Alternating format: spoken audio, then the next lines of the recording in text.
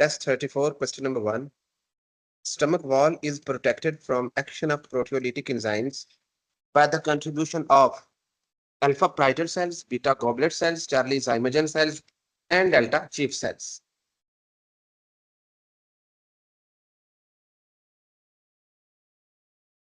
One minute, please.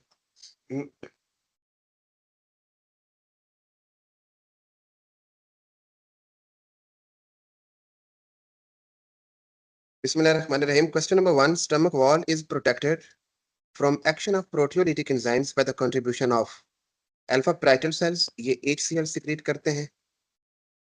Beta goblet cells ये mucus को secrete करते हैं. जाइमोजन सेल्स और चीफ सेल्स ये पेप्सिनोजन को सिक्रीट करते हैं. तो आप लोगों को पता है कि पेप्सिनोजन स्टमक के अंदर आकर पेप्सिन में कन्वर्ट हो जाती है और ये प्रोटियोलिटिक एंजाइम है, पोटेंशियली डैमेजिंग एंजाइम है. तो ये अंदर से भी स्टमक की वॉल को डैमेज कर सकता है, लेकिन म्यूकस स्टमक की वॉल को अंदर से प्रोटेक्ट किए रखती है, जिसकी वजह से पेप्सिन उनके ऊपर एक्ट नहीं कर सकता. और म्यूकस कौन सिक्रीट करता है? Goblet cells. So we may say that stomach wall is protected from the action of proteolytic enzymes by the contribution of goblet cells. तो goblet cells या इनको mucus cells भी कहते हैं, ये mucus प्रोड्यूस करते हैं जो कि स्टमक को प्रोटेक्शन फराहम करती है. क्वेश्चन नंबर 2 देखिए मेरे बेटे. A continuous mitotic activity goes on in alpha villi, beta appendix, Charlie crypts and delta gastric pits. तो डियर स्टूडेंट्स, क्रिप्स के अंदर कंटिन्यूअसली माइटोटिक डिवीजन होती रहती है और रैपिडली सेल डिवाइड होते रहते हैं. ये आपने अच्छी तरीके से याद रखना है. The epithelial cells of villi are constantly shed into intestine. वो कंटिन्यूअसली शेड ऑफ होते रहते हैं and these cells are replaced by the new cells moving up due to rapid cell division in crypts. So Charlie is right answer. Question number 3. Sir first वाला दोबारा. First वाला मेरे बेटे goblet cells, ये mucus produce करते हैं और वो पेप्सिनोजन को पेप्सिन से स्टमक को प्रोटेक्ट करते हैं. Okay sir. Question number 3. Following glands secrete their saliva in the floor of oral cavity except submandibular gland, ये भी फ्लोर ऑफ ओरल कैविटी में सिक्रीट करते हैं. सब मैक्सिलरी भी और सब लिंगुअल भी. सब मैंडिबुलर और सब मैक्सिलरी एक ही ग्लैंड के दो नाम है, लेकिन जो पैराटिड ग्लैंड्स हैं इनकी ducts posterior side of oral cavity में ओपन होती हैं. So here it's an exception and it's the right answer. Question number 4. epithelial cells of villi are also called as alpha brush border cells, beta acinar cells, Charlie microvilli and delta goblet cells. तो ये देखिए, ये epithelial cells हैं villi के, ये आगे microvilli बनाते हैं और इस माइक्रोविलाई की मुनासबत से इनकी ब्रश लाइक अपीयरेंस होती है. That's why these are known as brush border cells. So alpha is right answer. Question number 5. Which one of the following is not directly involved in digestion? Alpha enterokinase, beta lipase, Charlie pepsin and delta ellipsin. तो lipase lipid को digest करता है, pepsin protein को, इरिप्सिन भी protein को. तो enterokinase directly digestion में involve नहीं होता, ये ट्रिप्सिनोजन को ट्रिप्सिन में कन्वर्ट करता है, एक्टिवेट करता है. जिस तरीके से पेप्सिनोजन को पेप्सिन में HCl कन्वर्ट करता है, इसी तरीके से ट्रिप्सिनोजन को एक्टिवेट करके ट्रिप्सिन बनाता है. So trypsin is secreted as an inactive trypsinogen and that is activated by enterokinase. ये एक ऐसा एंजाइम है जो ट्रिप्सिनोजन को ट्रिप्सिन में कन्वर्ट करता है. क्वेश्चन नंबर 6 देखिए. Goblet cells are associated with following functions except alpha absorption में इन्वॉल्व होते हैं, फूड मूवमेंट में होते हैं, प्रोटेक्शन में होते हैं, लेकिन इनका डाइजेशन में कोई रोल नहीं. ये किसी भी मॉलिक्यूल की ब्रेक डाउन में इन्वॉल्व नहीं होते. Question number 7.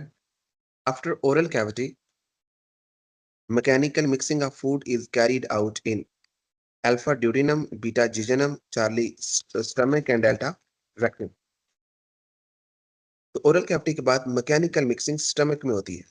और हमें से कौन बताना चाहेगा उस मैकेनिकल मिक्सिंग का नाम क्या है? Churning action. जिंदाबाद. और ये स्टमक की मस्कुलरस लेयर करती है, कॉन्ट्रैक्ट होती है और फूड के अंदर चर्निंग होती है. And this is mechanical mixing of food with gastric juice. Question number 8. Following is the structure of a gastric gland in stomach wall, where X is alpha zymogen cell, beta mucus cells, Charlie visceral fat cell and delta oxyntic cell. तो ये dear student, ये जो X है, these are zymogen cells. ठीक है मेरे बेटे, इनको अच्छे तरीके से नोट कर लो. और ये वाले oxyntic cells है. Question number 9. Along with mastication, teeth are also associated with alpha cleansing, beta communication, Charlie protection and selection. तो डियर स्टूडेंट्स, mastication के अलावा टीथ कम्युनिकेशन में इंपॉर्टेंट रोल प्ले करते हैं. Question number 10. Accumulation of bile pigments in blood results in alpha jaundice, beta gallstone, Charlie diarrhea and delta constipation. तो dear students, bile pigment अगर blood के अंदर accumulate हो जाए तो उसके नतीजे में जॉन्डिस हो सकता है, और अगर कोलेस्ट्रॉल गाल ब्लेडर में जमा हो जाए तो उसके नतीजे में गाल स्टोन हो सकता है. Question number 11. The substrate of lactase is alpha polypeptide, beta dipeptide, Charlie disaccharide and delta dinucleotide. तो लैक्टेज का काम है कि ये लैक्टोज को ग्लूकोज और लैक्टोज में कन्वर्ट करता है. तो आप लोगों को इल्म है कि लैक्टोज एक डाइसेक्राइड है और ग्लूकोज एंड गैलेक्टोज मोनोसेक्राइड है. तो लैक्टेज का सबस्ट्रेट लैक्टोज है जो कि डाइसेक्राइड है, और इसकी प्रोडक्ट ग्लूकोज और गैलेक्टोज है जो कि मोनोसेक्राइड है. तो चार्ली इज राइट आंसर. इसका प्रोडक्ट डाइसेक्राइड है. Question number 12. Gradually, the child learns to bring his reflex under control. Alpha defecation reflex, beta sneezing reflex, Charlie coughing reflex, delta abdominal reflex. So, dear students, gradually child learns to bring his reflex under control, that is defecation reflex. यहाँ पर दो तरह के sphincter होते हैं, एक smooth muscles की ring होती है और एक स्केलेटल मसल्स की रिंग होती है. इनको एनोरेक्टल स्फिंक्टर्स कहते हैं, और ये कॉन्शियसली कंट्रोल अडल्ट्स में होते हैं. बच्चों के अंदर ये कॉन्शियसली कंट्रोल नहीं होते और बच्चे आहिस्ता आहिस्ता इनको कंट्रोल करना सीखते हैं. Question number 13. Which part of gut have maximum diameter? Alpha esophagus, beta duodenum, Charlie small intestine and delta large intestine. तो डियर स्टूडेंट, उस दिन भी मैंने आपको बताया था कि लार्ज इंटेस्टाइन को इसलिए लार्ज इंटेस्टाइन नहीं कहते क्योंकि ये लंबी होती है. इससे स्मॉल इंटेस्टाइन बहुत ज्यादा लंबी होती है. स्मॉल इंटेस्टाइन तकरीबन 17 फुट तक होती है और लार्ज इंटेस्टाइन सिर्फ 5 फुट पर मुश्तमिल होती है. इसको लार्ज इसलिए कहते हैं क्योंकि इनका डायमीटर बहुत ज्यादा होता डायमीटर ज्यादा होता है. है. शाबाश. तो इनका डायमीटर होता है 3 to 4 centimetre, which is about 3 times. ये स्मॉल इंटेस्टाइन की बात कर रही है, और इसका लार्ज इंटेस्टाइन का डायमीटर 10 to 12 सेंटीमीटर के राउंड अबाउट होता है, और ये आपने याद रखना है. Question number 14. Dash is an infection of vestigial organ. Alpha appendicitis, beta diarrhoea, Charlie constipation,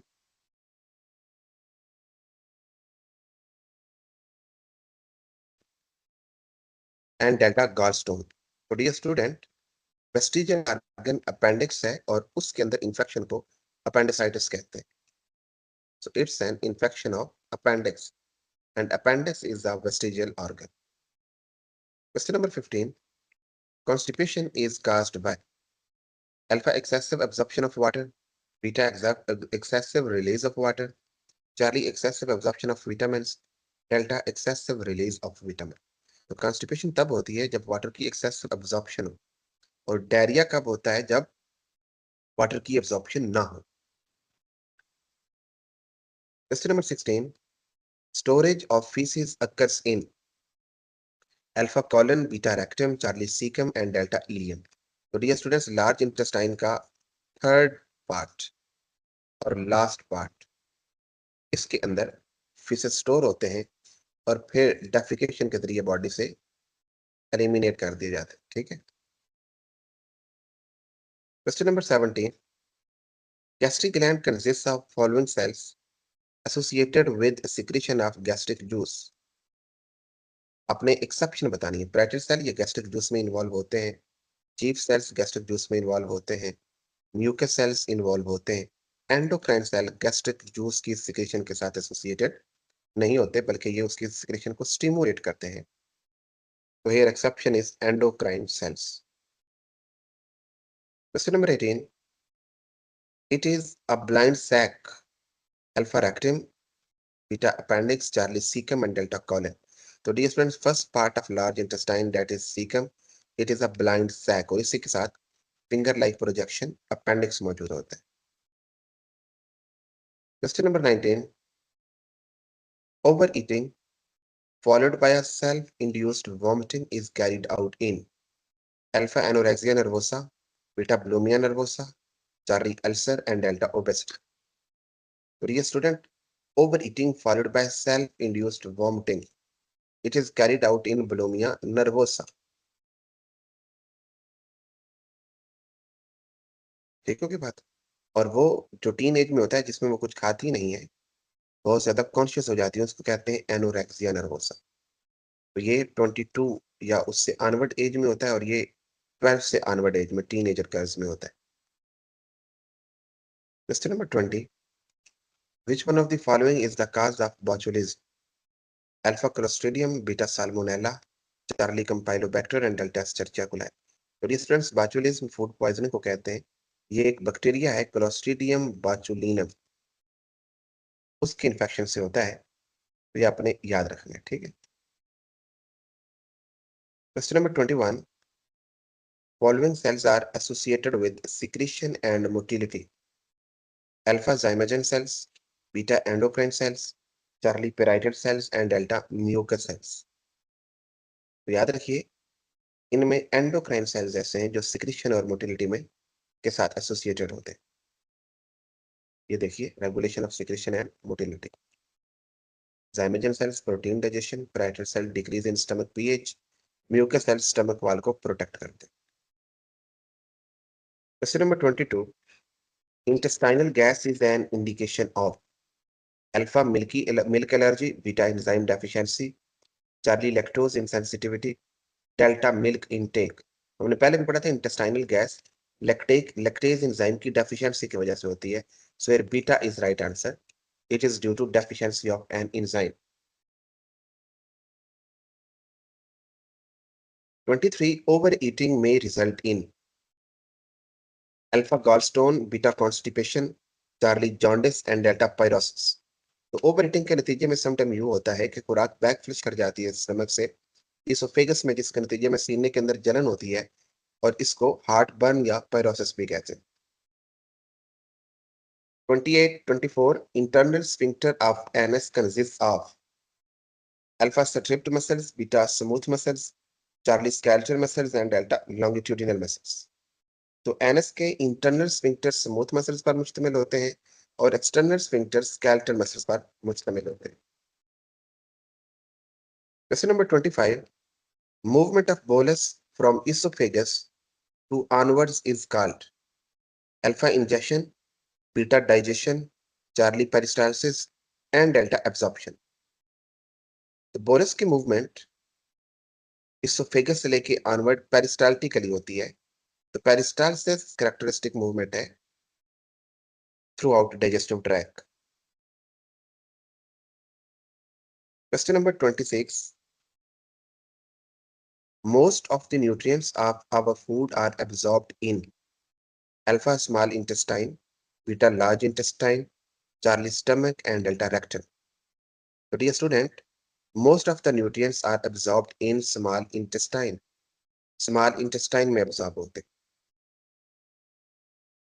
27,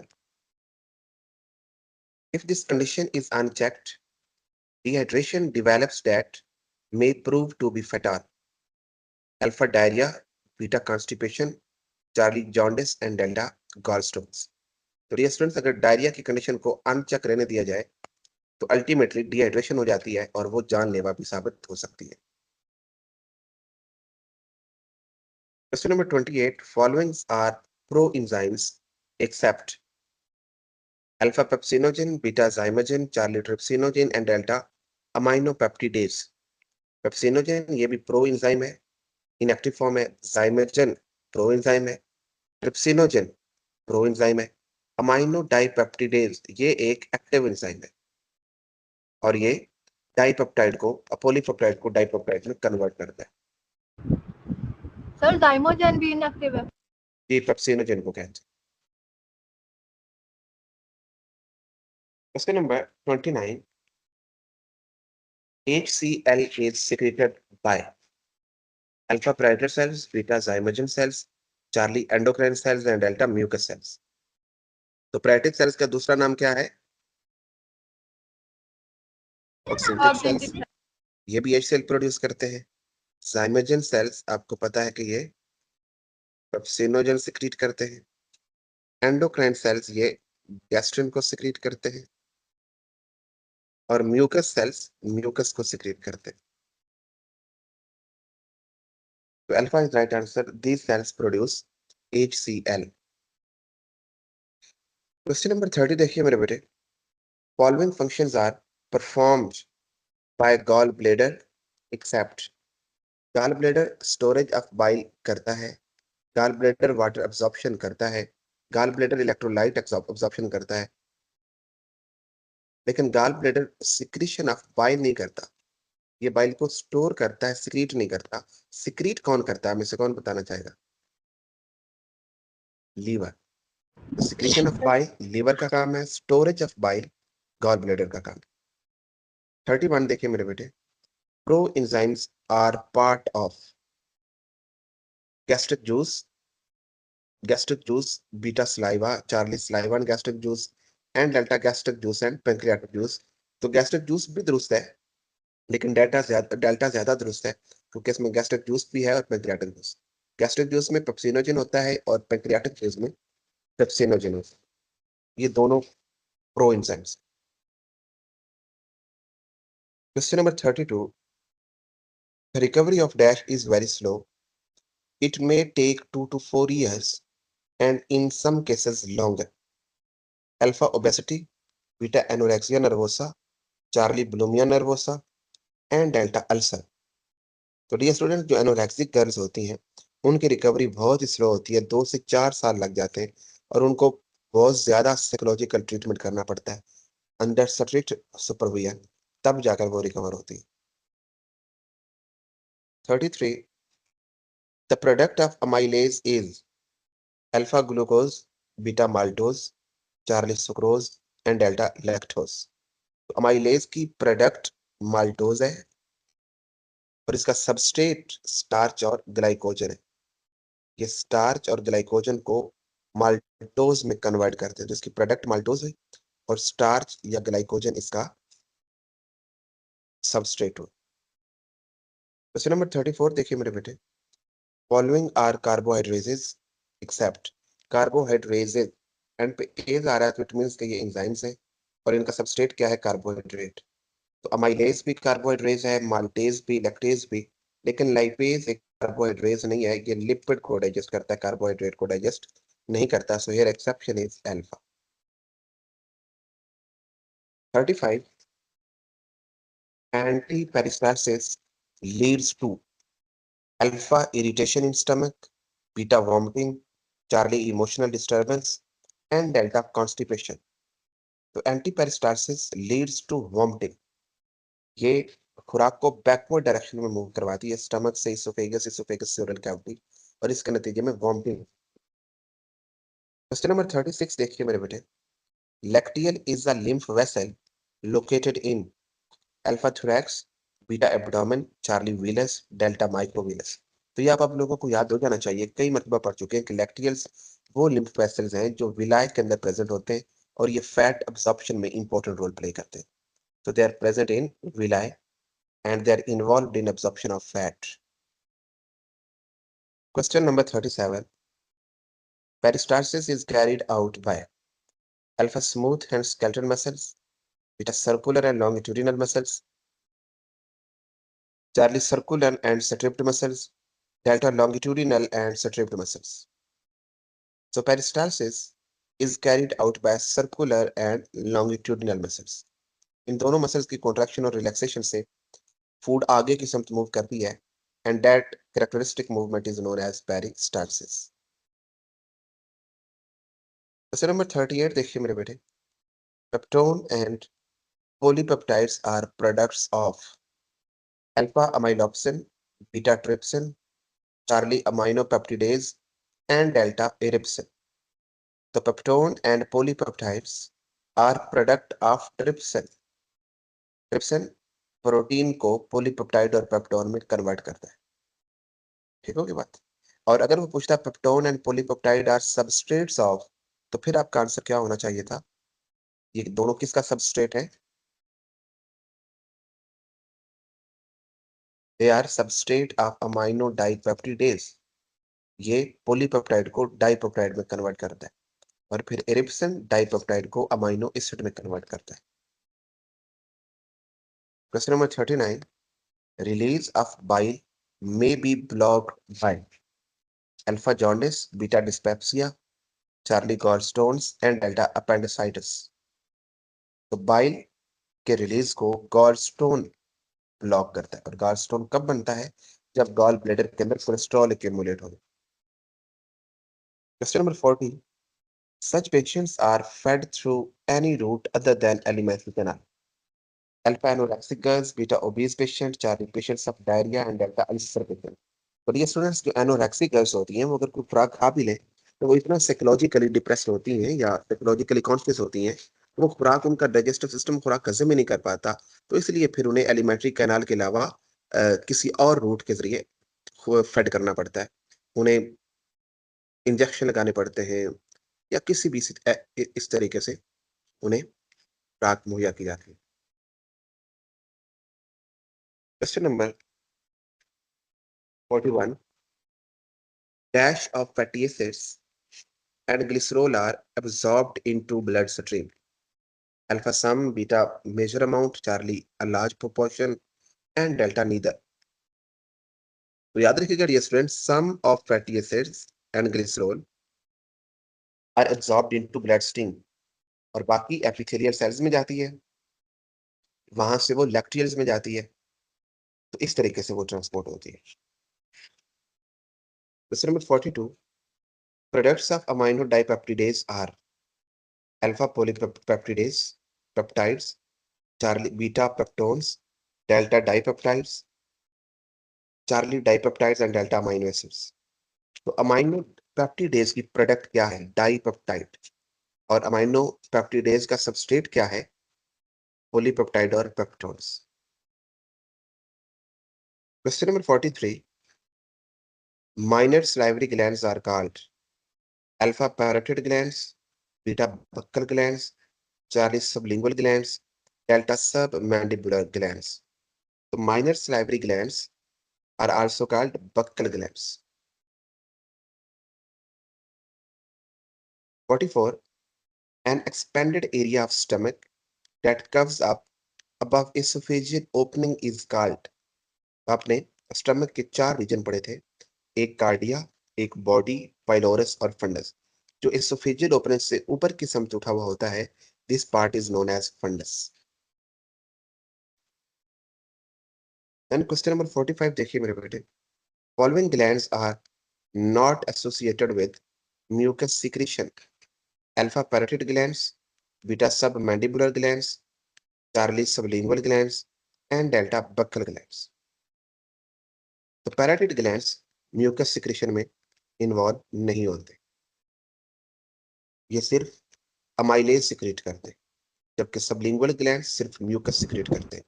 सब मैंडिबुलर और सब मैक्सिलरी ग्लैंड ये म्यूकस भी सिक्रेट करते हैं और अमाइलेज भी सिक्रेट करते हैं। Question 46, as saliva gets old it acquires alpha highly alkaline pH, beta slightly alkaline pH, Charlie highly acidic pH and delta slightly acidic pH. तो dear students, fresh saliva slightly basic होती है, alkaline होती है और उसकी pH 8 होती है। लेकिन फौरी तौर पर वो कार्बन डाइऑक्साइड का लॉस होता है, उसकी पीएच 6 हो जाती है and that is slightly acidic. So जैसे ही वो ओल्ड होती है, उसकी पीएच स्लाइटली एसिडिक हो जाती है। 47, इन large intestine some vitamins are synthesized by alpha parasitic bacteria, beta symbiotic bacteria, Charlie parasitic insects, and Delta symbiotic insects. तो लार्ज इंटेस्टाइन में कुछ विटामिन सिंथेसाइज होते हैं by symbiotic bacteria. Symbiotic bacteria vitamin K को synthesize करते हैं and they are present in large intestine. 48 the brush like appearance of brush border cells जो epithelial cells होते हैं is due to presence of microvilli. जैसे कि हमने पहले भी देखा था कि माइक्रोविलाई एपिथेलियल सेल्स बाहर की जानब एक्सटेंड होकर ब्रश बॉर्डर की अपीयरेंस देती है, ब्रश की अपीयरेंस देती है, and that is because of microvilli. यहाँ पे देखो ये एपिथेलियल सेल है विलाई का और इसकी देखो प्लाज्मा मेम्ब्रेन एक्सटेंड होकर ये एक्सटेंशन दे रही है, ब्रश लाइक अपीयरेंस दे रही है और इसको माइक्रोविलाई कहते हैं।